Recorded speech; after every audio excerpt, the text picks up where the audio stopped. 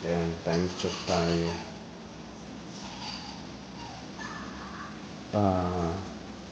4:32 ng umaga. 18 ng February. So, update tayo, no?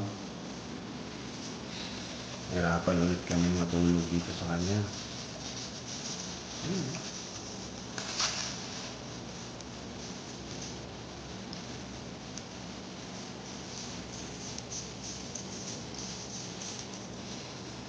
So, yung reason bakit kami nahirapan ulit matulog kasi nireiterate nila yung pagsunod dun sa protocol na pag lumagpas yung respiratory rate niya ng 50, hindi mo na siya bibigyan ng kahit anong pagkain or kahit dede. So, kahapon ng gabi, pinapirma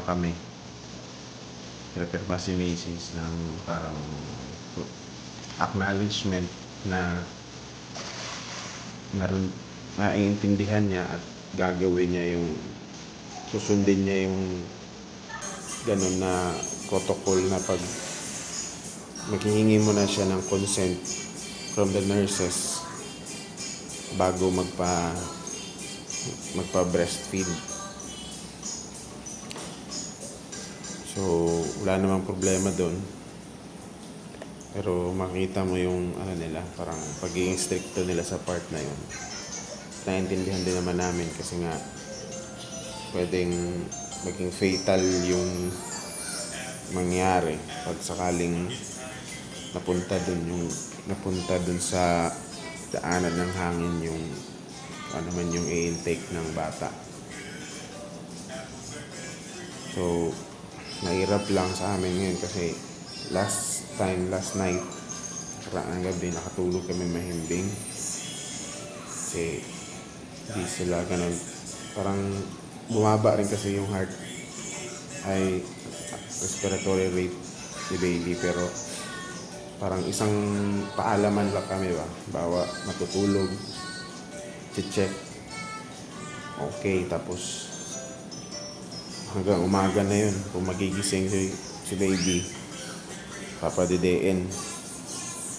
Ganito kasi yung scenario pag nagigising ito. Nagwawala siya agad, diretso siya, parang siguro dahil sa swero or na trauma na siya na sasaktan siya, nagwawala siya agad. So in regular days napatahan talaga niya yung dede. Ngayon, this time kailangan namin humingi ng permission muna. So kailangan namin siya pakulmahin. So which is lalo siyang nagwawala kasi gusto niya agad-agad dumudo while umiiyak. So gusto namin sumunod dun sa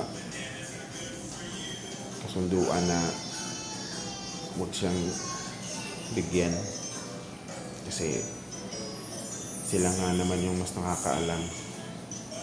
Pag umiiyak kasi siya, tumataas yung respiratory rate niya. Siyempre, pag umiiyak ka, hingalin ka, lalo na pag nagwawala. Pero para rin naman sa kapakanan niya yun. Kahapon kasi binabaan na yung oxygen supply, ginawa ng 1 kasi usually nasa 2 to 3 yung bibigyan na lang oxygen level kasi nga medyo mababa na yung respiratory rate niya. Pero kasi kahapon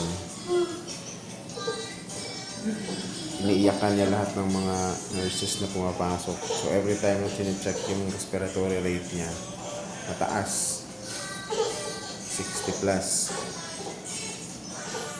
Ayun. Sige lang, kalma lang muna.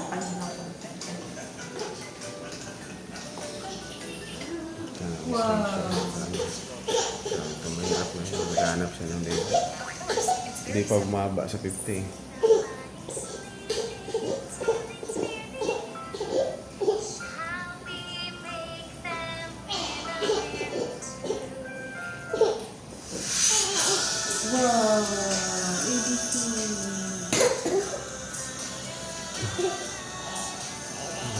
papakalma niya yung dudo. Mahirapan talaga kasi papakalma niya, hindi pwedeng ibigay while mawala siya. Napay na diba?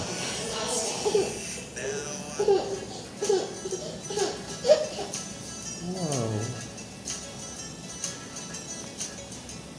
Everybody clap. Everybody sing it. Kaya talaga gumising. Parang nakasang oras pa lang tayo. Dalawa. Ito 5 yan. 4:30.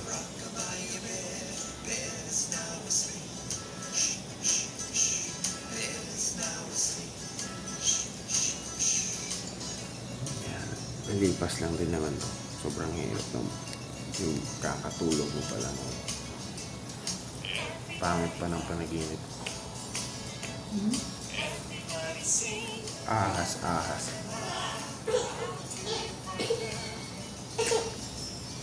Pag ahas talaga yung panaginip ko para akong May lang konti. Hali mo naman. Oh, mom.